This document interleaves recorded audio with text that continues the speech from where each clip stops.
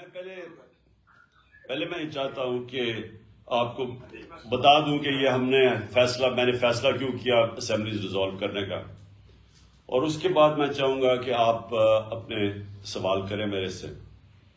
جو سب سے امپورٹنٹ چیز وہ یہ ہے کہ میں نے سنڈے سے میں ڈویژن وائز آپ کو علیحدہ بھی ملوں گا، ادھر آپ میرے پاس آئیں گے زمان پاک، تو ادھر بھی ہم پھر اس کے اوپر مزید اور بھی بات چیت کر سکیں گے، جو کہ میں ابھی اتنی بڑی میٹنگ میں ظاہر ہے سارے سوال نہیں کر سکتے، تو میں چھوٹے چھوٹے آپ کی ڈویژنز میں وہ آپ سے میٹنگ بھی کروں گا تاکہ ہم پوری طرح تیاری کر لیں جب ہم نے یہ اسمبلیز ڈیزالو کرنی ہے۔ میں سب کو یہ واضح کر دوں کہ پرویز الہی صاحب نے، سی ایم صاحب نے مجھے پورے اختیارات دے دیے ہیں کہ جب بھی میرا فیصلہ ہوگا اسمبلیز ڈیزالو کرنے کا جس دن، تو وہ میں کر سکتا ہوں۔ انہوں نے میرے پر پورا میرے ہاتھ پہ یہ چھوڑ دیا۔ تو یہ اخباروں میں پیشن گوئیاں چل رہی ہیں کہ جی وہ کیو لیگ مانے گی یا نہیں مانے گی، یہ ایشو ختم ہو گیا۔ وہ بالکل ہمارے ساتھ کھڑے ہیں اور انہوں نے بالکل جو میرا فیصلہ ہے اس کے اوپر ان کو اعتماد ہے، اور انہوں نے مجھے اختیارات دے دیے ہیں کہ میں جب فیصلہ کروں گا اسمبلیز ڈیزالو کرنے کا۔ اچھا، اب میں آپ سب کو صرف سمجھانا چاہتا ہوں کہ یہ فیصلہ کیوں کیا۔ دیکھیں، الیکشن اگر اپنا پورا ٹائم پہ ہو جاتا ہے تو میں آپ کو یقین دلاتا ہوں کہ تحریک انصاف کو کوئی نقصان نہیں ہوگا، ہمیں فائدہ ہی فائدہ ہے۔ اگر یہ اگست میں سپٹمبر میں الیکشن چلا جاتا ہے تو ہماری پارٹی کی تو مقبولیت بڑھتی جا رہی ہے۔ جس طرح کی یہ گورننس ہو رہی ہے، جس طرح معاشی حالات تباہ ہو رہے ہیں، اور میں ابھی اس کے اوپر آنے لگا ہوں، جس طرح یہ پبلک کے سامنے ایکسپوز ہو گئے ہیں، تو ان کا تو اب کوئی چانس ہی نہیں ہے، ان کے پاس تو کوئی طریقہ ہی نہیں ہے کہ اپنے آپ کو اٹھانے کا۔ تو وہ تو اور پبلک کے اندر بھی ریفلیکٹ ہو گیا کہ ایک عوام کدھر کھڑی ہوئی ہے۔ تو ہمیں تو کوئی نقصان نہیں ہے، یہ جتنی دیر چلتے جاتے ہیں ساری دنیا کو پتہ چل گیا کہ وہ پنجاب سپیڈ کیا چیز تھی۔ وہ سارے جو یہ لوگوں کو میڈیا کے ذریعے، اشتہاروں کے ذریعے یہ امپریشن دیا ہوا تھا کہ یہ کوئی بڑے سمجھدار لوگ ہیں، وہ تو عوام کے سامنے ایکسپوز ہو گئے ہیں۔ لیکن مسئلہ اس وقت پاکستان کا ہے۔ سب سے پہلے مسئلہ ہے کہ پاکستان، جدھر یہ پاکستان کو لے کے جا رہے ہیں، ہر پاکستانی کو فکر ہونی چاہیے، جس پاکستانی کا جینا مرنا پاکستان میں ہے، جس نے ملک سے باہر نہیں بھاگ جانا، جس نے بڑے بڑے لندن میں اپارٹمنٹس نہیں لیے ہوئے اور بڑے بڑے گھر نہیں لیے ہوئے یہاں سے منی لانڈرنگ کر کے، جن کے باہر بینک اکاؤنٹس نہیں ہیں، جنہوں نے یہاں سے باہر ریل اسٹیٹ میں پیسہ انویسٹ کیا ہوا ہے باہر کے ملکوں میں، ان کے علاوہ جو پاکستانیوں نے یہاں رہنا اور بننا ہے، ان کے لیے تو یہ وہ حالات کریٹ کر رہے ہیں کہ یہ جب جائیں گے تو خدا نہ خواستہ یہاں تو حالات وہ ہو جائیں گی جو بھی گورنمنٹ آئے گی وہ سنبھال نہیں سکے گی۔ میں آپ کو صرف اکانومی کے اوپر موٹی موٹی بات کرتا ہوں۔ پہلی چیز یہ ہے کہ ہمارا مسئلہ یہ ہے کہ انہوں نے جو 4 گنا زیادہ پاکستان کے قرضے بڑھائے تھے 2008 اور 2018 کے بیچ میں، یہ جو چھوڑ کے گئے تھے 4 گنا زیادہ 10 سال میں قرضے بڑھے تھے۔ یہ سمجھ جائیں کہ 60 سالوں کے اندر پاکستان کا 6,000 ارب روپے ٹوٹل قرضہ تھا اور 2008 میں، اور 2018 کے اندر وہ پہنچ گیا تھا 30,000 ارب روپیہ، 30 ٹریلین روپیہ۔ تو 4 گنا ہمارا قرضہ بڑھا، اور جب قرضہ بڑھا تو اس کے اوپر اب ہمیں سود دینا پڑتا ہے۔ تو پاکستان کا اب حالات یہ ہیں کہ اگر ہماری معیشت بڑھتی نہیں ہے تیزی سے، جس کو اکنامک گروتھ کہتے ہیں، اگر اس ملک کی اکانومی بڑھتی نہیں ہے اور اگر وہ اکانومی سکڑنا شروع ہوتی ہے تو وہ قرضے تو بڑھتے جا رہے ہیں۔ تو ہم نے قرضہ واپس کیسے کرنا ہے؟ یہ ایسی ہے کہ گھر کے اوپر اگر قرضہ چڑھا ہو، اب وہ گھر کیسے وہ قرضہ واپس کرے گا؟ آمدنی بڑھائے گا، آمدنی بڑھائے گا تو وہ قرضے واپس کرے گا۔ اگر گھر کی آمدنی گرنی شروع ہو جائے تو قرضے تو وہی کہ وہاں سود لگتا جائے گا، قرضے بڑھتے جائیں گے۔ پاکستان کا مسئلہ یہ ہے کہ ہمارے اوپر جو قرضے چڑھے ہوئے ہیں، ہم نے قرضے کی قسطیں ادا کرنی ہیں، اور اگر ہماری آمدنی نہیں بڑھتی تو وہ قسط میں ہماری کیپیسٹی آمدنی قسط واپس کرنے کے لیے وہ کم ہوتی جائیں گی. تو نمبر 1 مسئلہ اب اس وقت ملک کا کیا آ رہا ہے کہ جو ہم نے اپنے دور میں ریکارڈ ایکسپورٹس بڑھائی تھی, ریکارڈ ریمیٹنسز تھی, آئی ٹی کو ہم تیزی سے اوپر لے کے جا رہے تھے, جو کہ مستقبل ہے. ٹیکنالوجی تو مستقبل ہے نا دنیا کا, سب سے زیادہ پیسہ تو اب ٹیکنالوجی میں آتا ہے, آئی ٹی کے اندر. تو وہ بھی پہلی دفعہ پاکستان میں 75% ہماری وہاں ایکسپورٹس بڑھ گئی تھی. 32 ارب ہماری ریکارڈ ایکسپورٹس تھی, 31 ارب ریکارڈ ہماری ریمیٹنسز تھی, اور ٹیکس کلیکشن ہماری ریکارڈ تھی 6.1 ٹریلین یعنی 6100 ارب روپیہ. تو ہر طرح ہم آمدنی بڑھاتے جا رہے تھے, اور اس سے ہم نے اپنی قسطیں دینے کا ہماری کیپیسٹی بڑھتی جا رہی تھی. اور انشاءاللہ اگر ہمیں آگے بھی موقع ملے تو ہم نے کیسے مقابلہ کرنا ہے, اپنی آمدنی بڑھا کے. جو 6% گروتھ ریٹ تھی ہماری چوتھے سال, اور 5.7% گروتھ ریٹ تھی تیسرے سال کرونا کے باوجود, یہ 17 سال میں سب سے زیادہ گروتھ ریٹ تھی پاکستان کی. تو جب گروتھ ریٹ بڑھتی ہے تو آپ کے پاس پیسہ ہوتا ہے قرضے واپس کرنے میں. اور جو ہماری یہ بھی یاد رکھ لیں کہ 17 سال میں سب سے زیادہ زراعت کے اندر ہماری گروتھ ہوئی تھی 4.5%. یہ 17 سال کے بعد تھی. تو آمدنی تو ہماری بڑھتی جا رہی تھی. انہوں نے کیا کیا آتے ساتھ ہی؟ انہوں نے آتے ساتھ ہی پہلے تو جیسے انہوں نے آتے ساتھ فیصلے کیے, مارکیٹس کے اندر پینک پھیل گئی. مارکیٹس نے وہ بڑی تیزی سے دیکھتی ہیں کہ ان کے پاس تو کوئی پلان ہی نہیں لے کے آئے, ان کے پاس تو کوئی پلان ہی نہیں ہے کہ پیسے واپس کیسے کرنے ہیں. اور جیسے یہ ہوا ہماری وہ گرنی شروع ہو گئی, ہماری مارکیٹ کے اندر روپیہ گرنا شروع ہو گیا, اور مارکیٹس پیچھے ہٹنا شروع ہو گئی. اور یہ میں نے پہلے 1 جون کو انٹرویو دیا تھا اس کو سمیع ابراہیم کو, جس میں نے کہا تھا کہ کیونکہ ان کے پاس اب پلان نہیں ہے, مجھے خطرہ یہ ہے کہ یہ ملک کو ادھر لے کے جا رہے ہیں کہ اگر اکانومی سکڑنی شروع ہو گئی تو ہم اپنے قرضے واپس نہیں کر سکیں گے. اور میں نے تب پریڈکٹ کیا تھا, یہ اب سے تقریباً آپ سوچ لیں 6 مہینے پہلے, کہ یہ جس طرح جا رہے ہیں یہ ملک کو ڈیفالٹ کی طرف لے کے جا رہے ہیں. اور ڈیفالٹ کا آپ اندازہ نہیں لگا سکتے کہ خدا نہ خواستہ ہم ڈیفالٹ کر جائیں تو ملک ادھر پیچھے چلا جائے گا. اور اگر کسی نے بیل آؤٹ بھی کرنا ہوا تو پاکستان کا جو سیکیورٹی ہے, نیشنل سیکیورٹی, وہ خطرے میں چلی جائے گی. تو بڑا انہوں نے شور مچایا کہ جی دیکھیں عمران خان کو غدار مجھے کہہ دیا, اور اسمبلیوں میں بڑا شور مچایا. تو آج ساری دنیا کہہ رہی ہے کہ ہم ڈیفالٹ کی طرف جا رہے ہیں. انہوں نے 7 مہینے کے اندر ملک سے جو کیا ہے وہ دشمن بھی نہ کرے. سب سے پہلے تو جو کیپیسٹی تھی پیسے واپس قرضے واپس کرنے کی, وہ گرنی شروع ہو گئی, ایکسپورٹس گرنی شروع ہو گئی, ریمیٹنسز تھی وہ گرنی شروع ہو گئی. انہوں نے جب ڈالر کو روکا, اس کی جو اصل ویلیو ہے, تو جو ڈفرنس تھا ڈالر میں اور مارکیٹ ریٹ میں, جو آفیشل ریٹ اور مارکیٹ ریٹ میں جتنا وہ بڑا, ریمیٹنسز گرنی شروع ہو گئی. اوورسیز پاکستانیز کا اعتماد اٹھ گیا. اور اس کے بعد آج یہ حالات ہے کہ انٹرنیشنل مارکیٹس کا اعتماد اٹھ گیا ہے.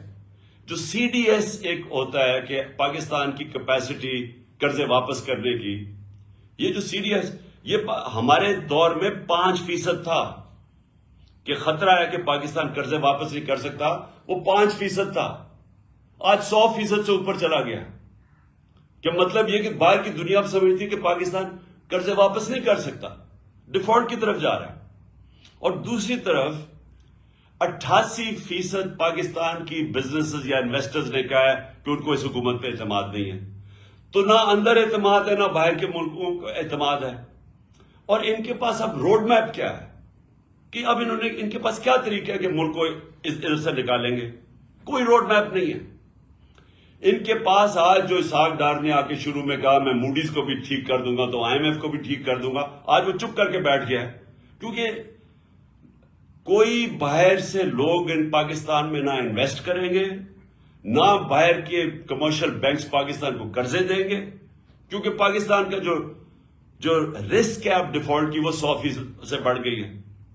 اور دوسری طرف جب اندر بھی لوگ انویسٹنگ کریں گے تو ٹیکس کلیکشن اب گرنی شروع ہو گئی ہے، ان کی آمدنی کم شروع ہو گئی ہے. اور انڈسٹری، یہ یاد رکھیں کہ جو سب سے بڑا ہمارا کارنامہ تھا، ہمارا جو پاکستان کے اندر انڈسٹریل گروتھ تھی وہ 10.7% پہ تھی. یہ بھی کوئی 17-18 سال کے بعد سب سے زیادہ انڈسٹریل گروتھ ہو رہی تھی، جس سے نوکریاں مل رہی تھی. جس طرح فیصل آباد کے اندر ٹیکسٹائل انڈسٹری کو لیبر نہیں مل رہی تھی، مزدور نہیں مل رہے تھے، کیونکہ انڈسٹری گرو کر رہی تھی. آج وہ انڈسٹری آ گئی ہے 1% پہ. ہمارے دور میں 6% اکانومی گرو کر رہی تھی، آج آ گئی ہے وہ سمجھتا ہے کہ 1% سے بھی کم ہو گیا. اس کا مطلب بے روزگاری بھی بڑھتی جائے گی. اور اس کے اوپر جو زراعت ہے، جو کسان ہیں، آج کسان سڑکوں کے اوپر تھے. کیوں تھے؟ کیونکہ کسانوں کے اوپر جو چیزیں ہم نے جو ان کا فائدہ کروایا تھا، ہم نے جو کسانوں کو پیکج دیا تھا، جس سے ہم نے انشور کیا تھا کہ ان کے جو ان کو منافع ہو، ان کی آمدنی بڑھے. ہم نے جو شوگر ملز کو دبایا تھا کہ آپ نے صحیح ٹائم پہ کرشنگ کرنی ہے، پھر کسان کو صحیح ٹائم پہ پیسے دینے ہیں اور پورے پیسے دینے ہیں. تو اس کی وجہ سے جب کسان کی آمدنی بھی بڑھی اور اس کے بعد اس کے پاس جب پروفٹس ہوئے، اس نے اپنی زمین پہ لگایا. اس لیے ہمارے زراعت میں 4 بمپر کراپس ہوئی تھی، جو مین 2 سال جو مین ہماری جو ہماری کراپس ہے. تو آج کسان اس لیے رو رہا ہے کہ ڈیزل کی قیمت کہاں سے کہاں چلی گئی. اور میں ڈیزل کا یہ بھی بتا دوں کہ ڈیزل اور پٹرول ہمارے دور میں 150 روپے کے اوپر 1 لیٹر تھا.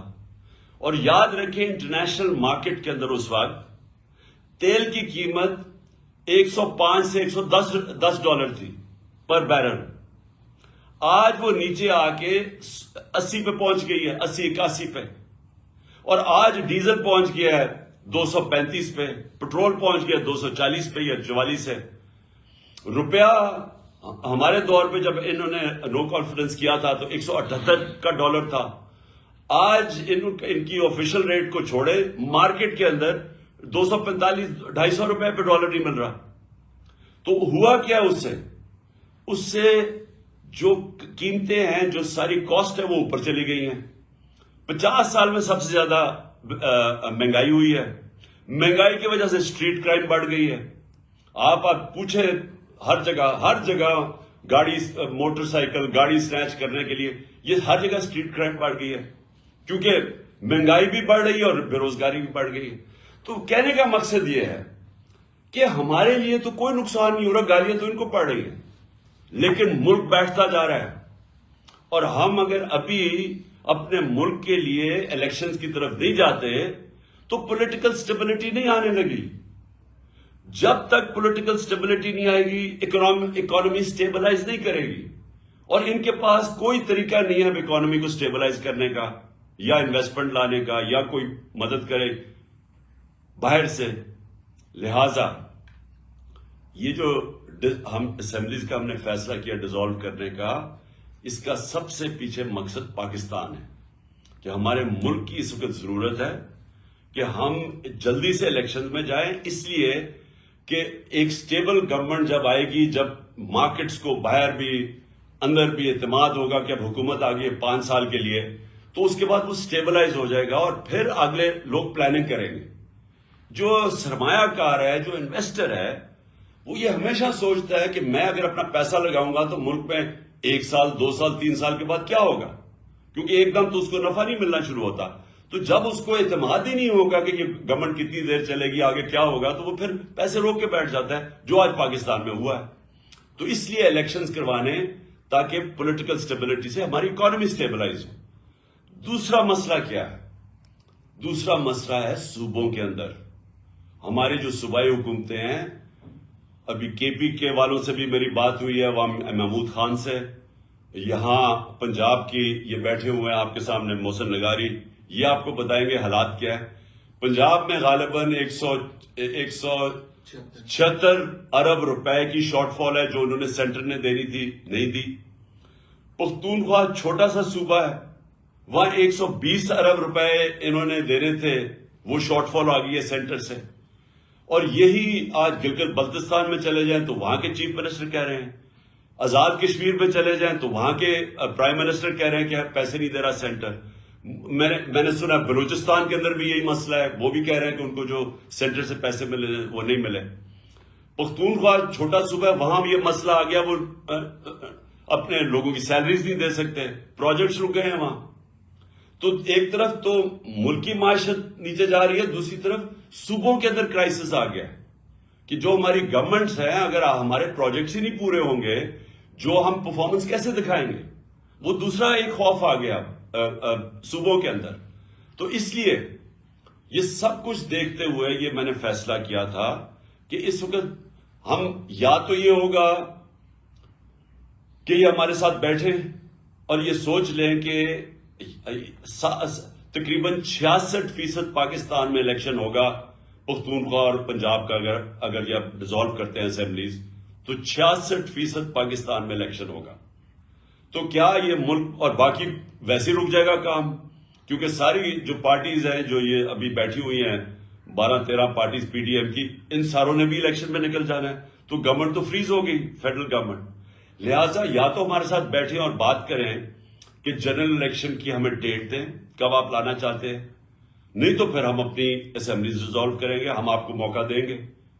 ہم یہ آپ کو موقع دے سکتے ہیں کہ ہمارے ساتھ بیٹھیں اور ہمیں بتائیں کہ کیا یہ آپ چاہتے ہیں کہ صرف 66% پاکستان میں الیکشن ہو اور آپ سینٹر پہ بیٹھے رہیں. تو ایک تو یہ آپ کے ان کے لیے ہے بیٹھنے کے لیے نیگوشیٹ، کیونکہ ابھی تک ہم نے بڑی کوشش کی، یہ پاس ہی نام ہی نہیں لیتے الیکشن کے. صرف ایک وجہ ہے کہ ان کو ڈر لگا ہوا ہے کہ جیسی الیکشن ہوگا انہوں نے پٹ جانا ہے، تو یہ ڈرے ہوئے الیکشن سے، اور اس کے لیے ان کو کوئی فکر نہیں ہے ملک کی. ابھی تک جو ان کا روڈ میپ نظر آیا، میں یہ بھی آپ کے سامنے رکھ دوں، ان کا روڈ میپ کیا ہے؟ معیشت کے اندر تو تباہی کی طرف جا رہا ہے، تو ان کا تو کوئی ابھی تک نظر ہی نہیں آیا ہے کہ یہ کیسے نکالیں گے ہمیں وہاں سے. لیکن جو نظر آ رہا ہے وہ یہ ہے کہ ہمارے اوپر کیسز کریں، کسی طرح عمران خان کو ڈسکوالیفائی کریں. وہ آصف زرداری نے تو غالباً کہہ ہی دیا ہے، مجھے ابھی بتایا گیا کہ اس نے تو کہا ہے کہ عمران خان کو ڈسکوالیفائی کریں یا جیل میں ڈالیں. تو یہ ان کا بس ایک پلان ہے کہ کسی طرح وہ ڈسکوالیفائی کریں، جیل میں ڈالیں، پی ٹی آئی کے لوگوں کے اوپر کیسز کریں، ہراساں کریں. اس کے علاوہ تو مجھے ابھی تک کوئی روڈ میپ نظر ہی. اور دوسرا اپنے کیسز ختم کریں، اپنے کیسز کے اوپر. یہ جو 1100 ارب روپے کا ڈاکہ مارا گیا اس ملک کے اوپر، انہوں نے قانون چینج کر کے نیب کے اسمبلی میں بیٹھ کے انہوں نے ساروں نے اپنے کیسز ختم کروا رہے ہیں. تو ان کا تو یہ روڈ میپ ہے کہ اپنی چوری کی کیسز ختم کیے جائیں اور کسی طرح ہمیں ڈسکوالیفائی کر کے راستے سے ہٹایا جائے، کیونکہ الیکشن ہی آپ لڑ نہیں سکتے. تو اس کے علاوہ تو ان کا کوئی روڈ میپ ہے ہی نہیں. اور اس لیے ہم نے یہ فیصلہ کیا ہے کہ بجائے اب ہم، کیونکہ انہوں نے تو بیٹھنا نہیں ہے الیکشن کے لیے، ملک ان سے سنبھالا نہیں جا رہا، لہٰذا یہ ہم نے فیصلہ کیا. میں پھر سے آپ کو کہہ دوں کہ کوئی ہمارے ساتھ کاف لیگ مکمل طور پہ کھڑی ہے، ان کی ٹوٹل بیکنگ ہے. انہوں نے مجھے چودھری پرویز الہی نے مجھے بالکل آ کے پوری اعتماد دیا ہے کہ جب بھی میں چاہوں گا انہوں نے اسمبلی ڈیزالو کر دینی ہے، اسمبلی ڈیزالو کرنی ہے.